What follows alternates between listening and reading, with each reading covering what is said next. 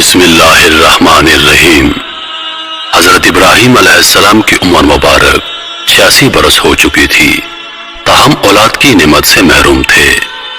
انہوں نے اللہ تعالیٰ کی بارگاہ میں کچھ اس طرح دعا کی: اے میرے رب، مجھے نیک اور صالح بیٹا عطا کر۔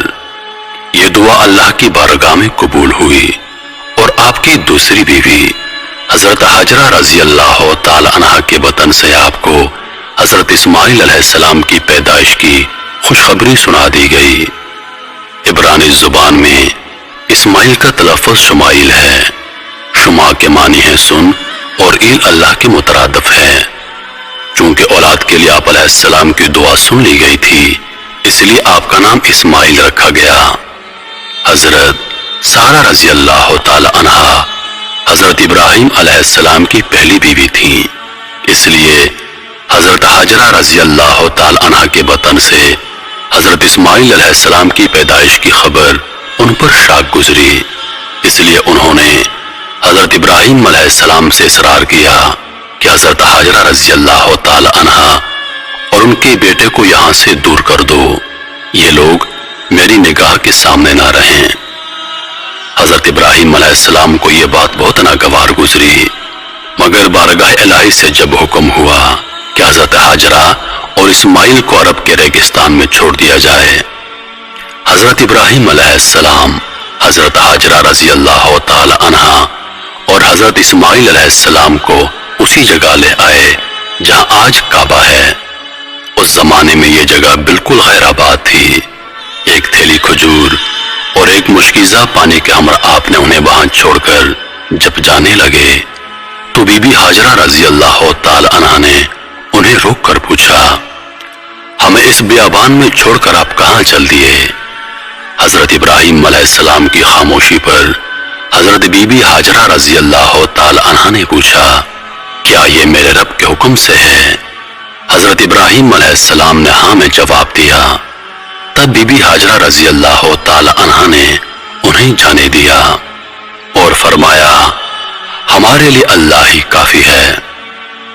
حضرت ابراہیم علیہ السلام جب چلتے چلتے ایسی جگہ پہنچے کہ دونوں ماں بیٹا نگاہوں سے اوجھل ہو گئے تو آپ نے اپنے دونوں ہاتھ بلند کیے اور اللہ کے حضور عرض کیا: اے میرے رب، میں نے بسائی ہے ایک اولاد ایسے میدان میں جہاں کھیتی نہیں، تیرے ادب گھر والے کے پاس۔ اے رب، ہمیں تا قائم رکھ ربط۔ اے رب، بعض لوگوں کے دل جھکتے ان کی طرف، اور ان کو روزی عطا فرما اپنے فضل سے تاکہ یہ شکر کریں۔ حضرت حاجرہ رضی اللہ تعالی عنہ چند روز تک مشکیزے سے پانی پیتی رہیں اور کھجوروں سے گزارا کرتی رہیں اور حضرت اسماعیل علیہ السلام کو دودھ پلاتی رہیں۔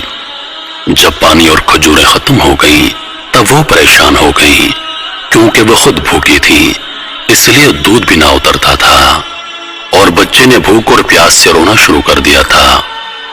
بچے کی بے چینی دیکھ کر حضرت حاجرہ رضی اللہ تعالی عنہا نے پانی کی تلاش شروع کر دی اور وہ صفا پہاڑی پر چڑھی کہ شاید کوئی اللہ کا بندہ نظر آ جائے یا کہیں سے پانی مل جائے، مگر کچھ نظر نہ آیا۔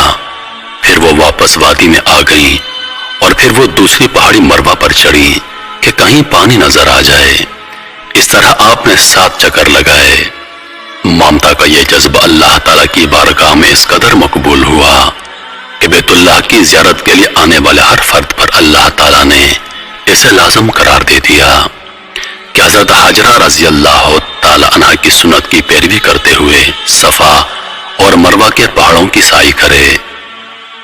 اس جستجو پر مشتمل عمل کی مقبولیت کا ایک اشارہ یہ بھی تھا کہ 7ویں چکر میں حضرت حاجرہ رضی اللہ تعالی عنہا جب بچے کے پاس واپس آئیں تو دیکھا کہ جس جگہ حضرت اسماعیل علیہ السلام روتے ہوئے ایڑیاں رگڑ رہے تھے وہاں سے پانی کا چشمہ جاری ہو گیا ہے، اور یہ چشمہ آج بھی موجود ہے اور ہم لوگ اسے آب زمزم کے نام سے جانتے ہیں۔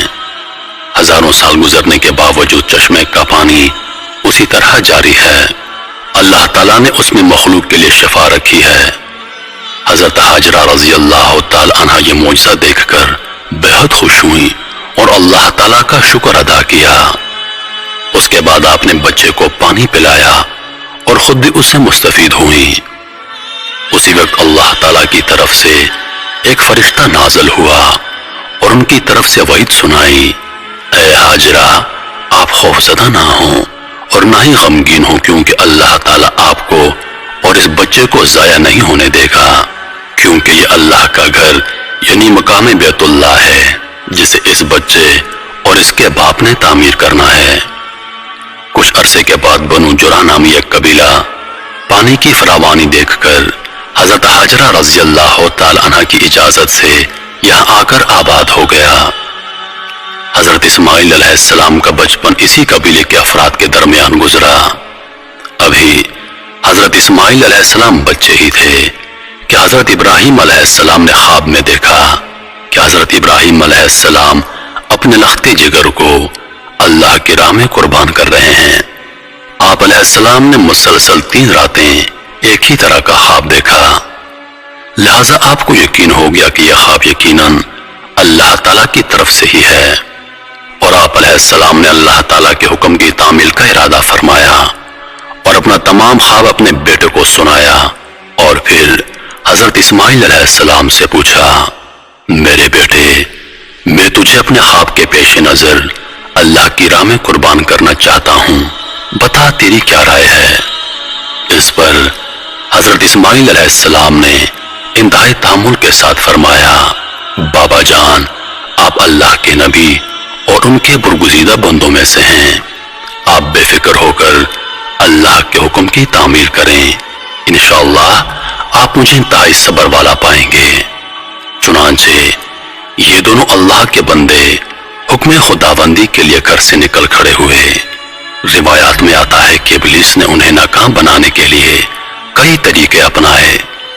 سب سے پہلے وہ بی بی ہاجرہ رضی اللہ تعالی عنہ کے پاس پہنچا اور انہیں بتایا کہ حضرت ابراہیم علیہ السلام اپنے بیٹے کو اللہ کی راہ میں قربان کرنے چل پڑے ہیں۔ اس پر بی بی ہاجرہ رضی اللہ تعالی عنہ نے فرمایا، اسماعیل ہماری اکلوتی اولاد ہے، ابراہیم ایسا نہیں کر سکتے۔ پھر ابلیس نے کہا وہ اللہ کے حکم کے مطابق کر رہے ہیں۔ اس پر بی بی ہاجرہ نے فرمایا، اگر یہ میرے خالق کی رضا ہے تو میں اس پر راضی ہوں۔ جب یہاں ابلیس کے سارے وار ناکام ہو گئے تو اس نے حضرت ابراہیم علیہ السلام کو اکسانے کا ارادہ کیا اور ان کے دل میں باپ کی شفقت کو ابھارنے لگا اور کہا، اے ابراہیم اسماعیل آپ کی اکلوتی اولاد ہے، آپ عمر رسیدہ ہیں اور انہی سے آپ کی نسل ہے، یہ آپ کیا کرنے جا رہے ہیں؟ اس پر حضرت ابراہیم علیہ السلام نے جواب دیا، مجھے میرا بیٹا اللہ نے دیا ہے اور یہ میرے پاس اللہ کی امانت ہے، میں اللہ کے حکم پر راضی ہوں، وہ جیسے چاہے حکم دے، ہم اس کے تابع اور فرما بردار ہیں۔ آپ علیہ السلام کے جواب سے ابلیس کو سخت مایوسی ہوئی، لیکن اس نے آپ کو بہکانے کی اپنی ناکام کوشش جاری رکھی، حتیٰ کہ اس نے حضرت اسماعیل علیہ السلام کو بھی بہکایا، لیکن وہ بھی اپنے مقصد پر ڈٹے رہے۔ حضرت اسماعیل علیہ السلام نے فرمایا، میں اپنی رب کی رضا میں راضی ہوں، میرے رب نے میرے بابا کو براہ راست میری قربانی کا حکم خواب میں دیا ہے، اور انبیاء کرام کے خواب سچے ہوتے ہیں۔ کہا جاتا ہے کہ ابلیس نے انہیں 3 مرتبہ قربان گاہ جانے کی راہ میں حائل ہونے کی کوشش کی، اور تینوں مرتبہ حضرت اسماعیل علیہ السلام اور حضرت ابراہیم علیہ السلام نے ان پر کنکر برسائے اور اسے کامیاب نہ ہونے دیا۔ یہی وہ سنت ہے جسے ہر سال حجاج کرام دہراتے ہیں، اور یہ سنت رمی کہلاتی ہے۔ بالآخر دونوں باپ بیٹا وادی منع میں پہنچے جہاں اسماعیل علیہ السلام کو ذبح کرنا تھا۔ تب کائنات نے وہ منظر دیکھا جو اس سے پہلے کبھی نہیں دیکھا تھا اور نہ شاید قیامت تک دیکھ پائے گا۔ زمین و آسمان ساکت ہیں، کائنات حیران ہے، فرشتے عرش سے زمین پر عجیب منظر دیکھ رہے ہیں۔ تبھی اسماعیل علیہ السلام کہتے ہیں، ابا جان آپ میرے دونوں ہاتھ اور دونوں پاؤں باندھ دیجئے تاکہ چھری چلاتے وقت آپ کو کوئی دقت نہ ہو، اور ابا جان آپ مجھے زمین پر منہ کے بل لٹائیے گا تاکہ میرا چہرہ زمین کی طرف ہو. اگر میرا چہرہ آپ کی طرف ہوا تو کہیں آپ کو مجھ پر ترس نہ آ جائے اور آپ مجھے ذبح نہ کر پائیں. ابا جان اپنی آنکھوں پر پٹی باندھ لیجئے گا اور ذبح کرنے کے بعد میرا کرتا میری ماں کو دے دیجئے گا تاکہ انہیں صبر آ جائے. باپ نے سب باتوں پر عمل کیا. بیٹے کا ماتھا چوما، پاؤں باندھے اور بیٹے کو زمین پر منہ کے بل لٹا دیا اور چھری چلا دی. لیکن چھری نے حضرت اسماعیل علیہ السلام کو نہ کاٹا کیونکہ اللہ کو کچھ اور ہی منظور تھا. حضرت ابراہیم علیہ السلام چھری چلاتے ہیں مگر چھری نہیں چلتی. آپ اور زور لگاتے ہیں مگر چھری ہے کہ چلنے کا نام نہیں لیتی. آپ علیہ السلام چھری سے فرماتے ہیں، اے چھری تو کیوں نہیں چلتی؟ میرے ننھے اسماعیل کا گلا تو بہت نازک ہے، تو کیوں نہیں چلتی؟ عرش پر فرشتے خاموش، زمین پر ایک انسان کے اللہ سے محبت کا عجیب منظر دیکھ رہے ہیں. تب اللہ پاک عرش سے حضرت جبریل علیہ السلام سے فرماتے ہیں، اے جبریل جاؤ اور جنت سے مینڈا لے جاؤ، میرا خلیل پیچھے نہیں ہٹے گا، جاؤ اور اس کی قربانی کرو. تب حضرت جبریل علیہ السلام جنت سے مینڈا لے جاتے ہیں اور حضرت اسماعیل علیہ السلام کو چھری کے نیچے سے ہٹایا اور مینڈا رکھ دیا. اب چھری کو چلنے کی اجازت ملی اور چھری چل گئی. تب حضرت ابراہیم علیہ السلام کے ہاتھوں پر گرم خون لگا اور بے ساختہ آپ کی زبان سے نکلا، اللہ اکبر، یا اللہ تیرا شکر ہے. مگر جب آنکھوں سے پٹی اتاری تو حضرت اسماعیل علیہ السلام صحیح سلامت ایک طرف بیٹھے ہیں. حضرت ابراہیم علیہ السلام کی تابعداری اور حضرت اسماعیل علیہ السلام کی فرما برداری بارگاہ الہی میں قبول ہوئی اور اللہ نے حضرت اسماعیل علیہ السلام کو ذبح ہونے سے بچا لیا. اور ان کی جگہ جس جانور کی قربانی دی گئی اس سے متعلق روایات میں آتا ہے کہ وہ جنت سے لایا گیا ایک مینڈا تھا.